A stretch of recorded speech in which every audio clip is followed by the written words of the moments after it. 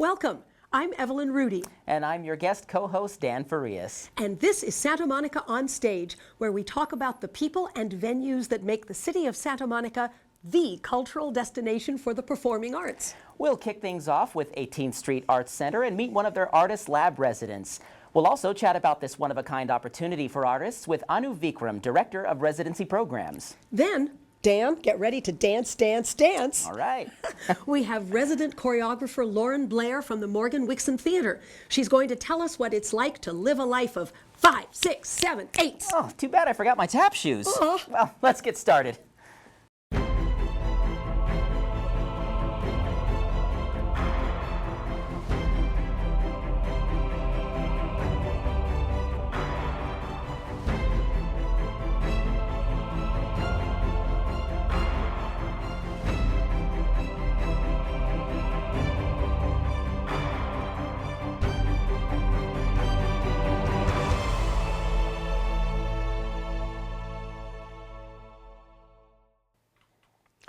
Her current exhibit is titled Points of Departure Between Spain and France, retracing her walks over the Pyrenees.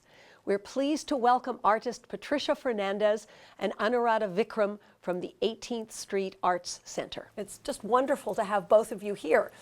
So Patricia, or we could call you Patricia, because I know that you were born and spent a lot of your youth in Spain, but we'll call you Patricia. Can you tell us a little bit about this exhibit? It's such a hugely important, if also partially horrific, part of our history, and there's so much that we could ask you. So maybe we'll let you tell us what you'd like us to know about it. I'm doing a residency here at 18th Street right now, and for 3 months I've had this opportunity to put together all the materials that I've collected from walks that I did over the Pyrenees. And these walks began with one man, Jose Garcia Cinca, whose walk I retraced over the Pyrenees. He was a Spanish Republican who left Spain after Franco's, Franco held a military coup in 1936. Until 1939, there was a Spanish Civil War, and after, once Franco took control of Spain, there was a mass exodus of Spanish Republicans, and he was one of them. And so what I'm trying to do in this exhibition is reconstruct an archive of unspoken histories, personal stories, and yeah, they just begin with this one man's retelling of his walk to me. So, yeah. You know, Patricia, you are making an incredibly bold statement with your art in this subject. I mean, both as an artist and a woman. So I wonder, with those two categories being particularly hot topics under Franco, I mean, did that have anything to do with the influence of your work for this? Well, I'm not sure how my work would be seen in Spain, actually. Considering the political climate today, but you know, it didn't matter to me that I was a woman, but it matters to be an artist and to actually take a risk in your work and carry out the actions that you believe in, and that was all important to me, because I think, as artists, it's important to be political because we have a voice. So, I know the whole time period there were assassinations of important theater artists like Lorca. There were a lot of artists who were in support of, against what was going on. Hemingway and George Orwell, Buñuel. Anu, in terms of how important this all is to our history as artists, what was it about Patricia's particular idea or plan or exhibit that inspired you to want her to present her work at 18th Street? Well, I think what appealed to me first about Patricia's work was the level of research that she's engaged in, because she's treating a very specific period in history that's geographically located, but there are parallels with any number of histories of the last century. And certainly the forces that affected Patricia's own family and the people that she talks to have affected so many of us in different ways. So that was definitely compelling, because I'm always drawn to historical themes that relate broadly and cross-culturally. Also, the way that Patricia makes her work is really just exceptional. Her level of skill and detail, the care that she puts in, the way in which she treats the making of objects as a kind of reflection on the material, the content, the history, the personal relationships that have informed all of this work. I find that to be really meaningful, and the way that she invests each of these objects with that meaning through her hands is something that I think artists do exceptionally well. It's not necessarily what has been put forward as the most attention-getting contemporary art of the last several years, but I think her work is indicative of a real turn back toward things that are carefully made and really thought out and developed, and that have a comprehensive idea underpinning them. So let's talk about the body of work for a minute. What exactly does it encompass? Painting, sculpture? What are we dealing with? What are we looking at? There's painting, sculpture, drawing, also writing, and mostly the drawings and the writing is happening while I'm doing the walks, while I'm in Spain or France. And one thing that I'm doing at 18th Street is actually translating a lot of these texts that I've written that are my memory of the Spanish Republican that left on this and went over the Pyrenees, and also memories of those that stayed during the dictatorship. And so I'm translating them into English at this point and presenting them in the performative lecture series every Friday. And yeah, the sculptures are actually happening on site, though, the construction of these, which consist of like tables and other presentation formats. So, yeah.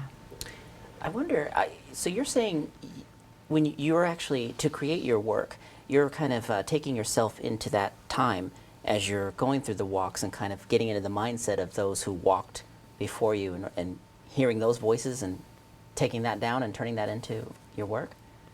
Yeah, and so I began by interviewing one man, Jose Garcia Finca, and after I heard him talk, I'm never recording, I'm not making film, I'm not documenting the testimony of the experience in a usual way.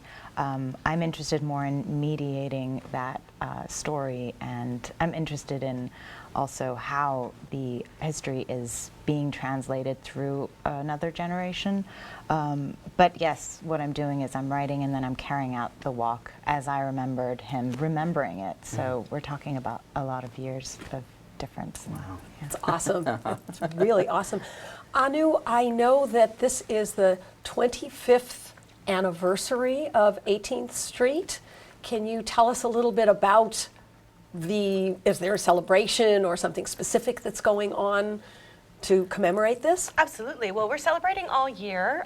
We were founded by a ragtag group of innovative and very poorly financed artists, as is so often the case with alternative art spaces, but they were able to build a lasting foundation for our art center, so that we've been able to support 25 years worth of LA-based and also international artists through our residency programs.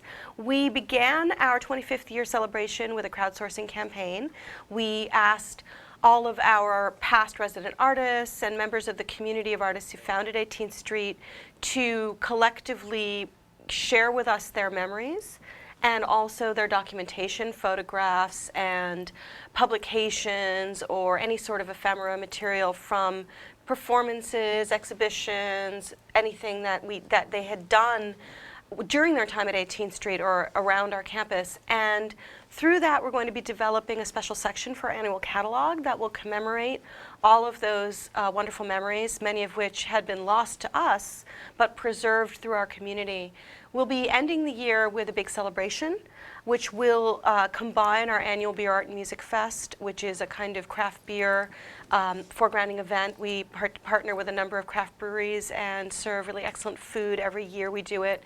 And we'll also be doing a smaller, more fancy celebration as well. Fabulous. That is wonderful. And thank you again, both of you, for joining us here today. Thank you for having us. Sure. Stick around because we may have some jazz hands in store for you. We'll be back with choreographer Lauren Blair.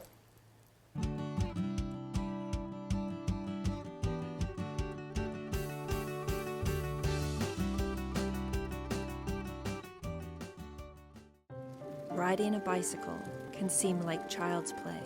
But only if you're playing indoors.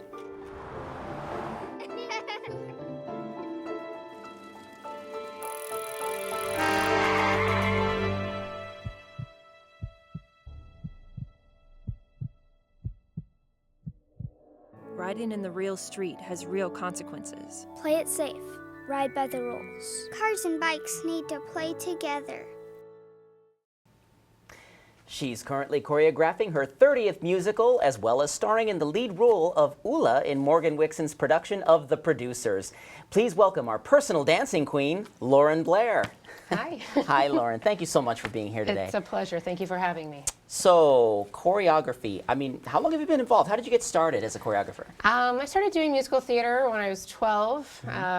Did a production of Oliver and started dancing and doing musical theater dance then. And my choreographer and mentor growing up offered me a job to teach when I got into college. So I've been teaching ever since then and choreographing ever since then. It's fantastic. Do you have a favorite show?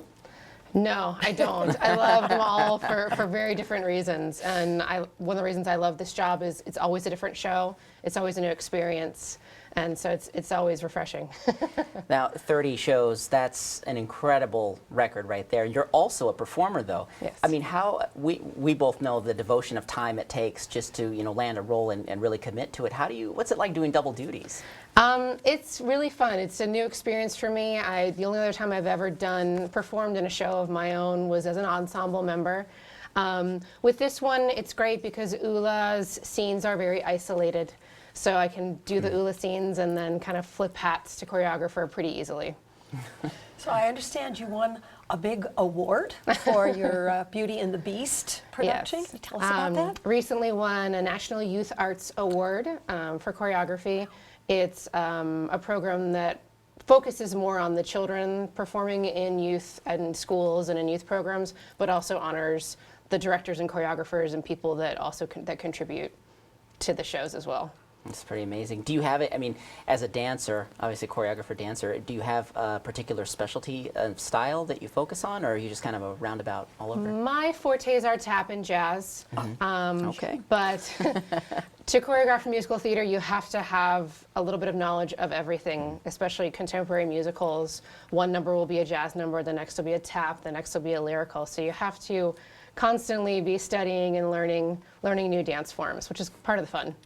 So I know that a lot of times when a community theater or small professional intimate theater or even a bigger theater all over the country, when they're doing a show that's been done before, either in film or on Broadway, there is a big tendency to copy.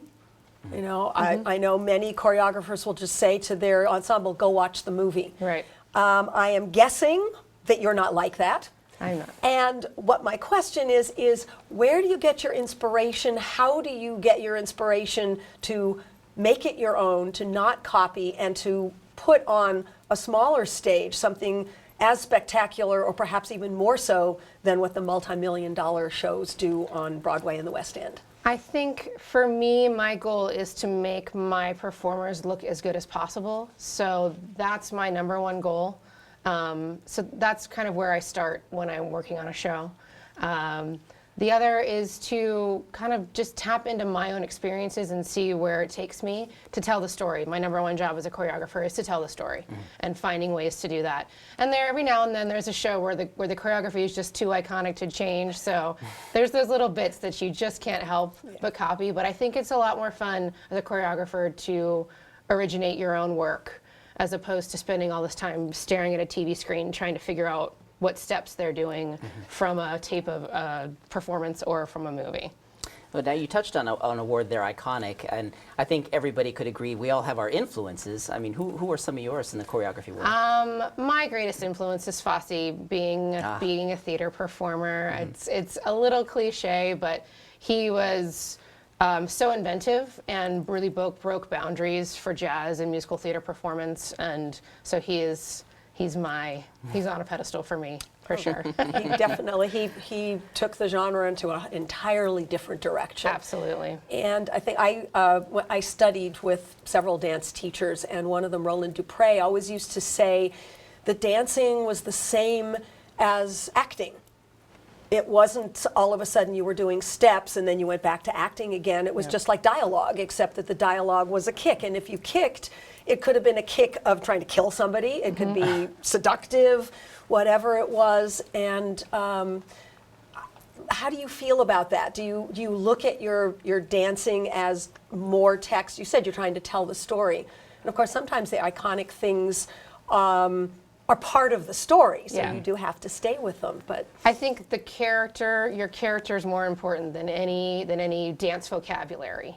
So marrying the two, executing the kick correctly, but making sure it's coming from the character's place, not you as the performer's place. That's the fun thing about musical theater, blending the singing and the acting and the dancing into a solid character. So I totally agree with your teachers about that. I like your little chair kick here. That's great. That's really the only kind of dancing I can do is a little car jive, kind of bobbing and moving in the car. When it comes to doing it on my feet, not so good there. But hey, for all the novices like myself, what are some dance steps you feel everybody should kind of have under their belt if they really want to embark on this endeavor? Well, I think that if you want to do musical theater, you probably have to get into some technique classes. Ballet is a good foundation. But I think for any person who wants to dance, I think learning social dances like the foxtrot or the waltz, or knowing how to dance with a partner, I think that would be, if anyone was like, I need to learn something to dance, that would be my suggestion. dancing with a partner. Yeah. That's so funny. When I was growing up, I dreamed of when I would be old enough to go out and dance with a partner. And when I got to be that age, everybody was doing this stuff. And they weren't touching each other anymore. Framed up, really nice dancing. What's the point of social dancing if you're not touching somebody? Yeah. Right. But I think it's coming back. Oh yes, I mean with Dancing with the Stars and all of that, and salsas and the merengues and all the cultural influences. I love social dancing. That's one of my favorites for sure.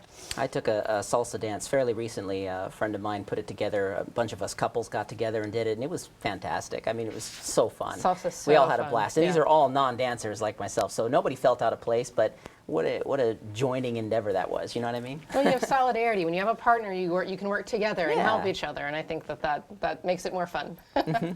Let's talk about the producers for a moment. Yes. Is there any standouts in your experience in putting all that together? We're just getting started, but we are definitely having a lot of laughs working on a Mel Brooks musical. We were doing the Springtime for Hitler tap dance 2 nights ago and giggling our way through it. What I love about this musical is the spoof on everything. We spoof Fiddler on the Roof. We spoof, Broadway showstopper musicals. So you get to go a little bit overboard, which is really fun. There aren't very many boundaries in this show, so you get to just have a blast, which is what this whole summer's about for us. It's one of those kind of shows for sure. And you've been with Morgan Wixon for 2 years? Correct. And I bet you're having a blast. I love it there. I work with the adult program and I work with the youth program, and there's such a sense of community with that theater, and everyone's so supportive, and I feel at home with that theater company for sure. What could be better? Exactly. That's what it is. It becomes your family. Exactly Your second right. Mm-hmm. family. We were just talking about that earlier. It's great. Great stuff. Well, I have to say, it's really been a pleasure talking with you, Russ. I can't wait to see the show. Thank you. Thank you so much for your time today and coming and talking with us. Thank you for having me. Well, we'll be right back. And I understand there's a rite of passage for us first-timers as a host, some kind of a grilling by Evelyn. I don't know if I should be nervous about that, but we'll find out after this.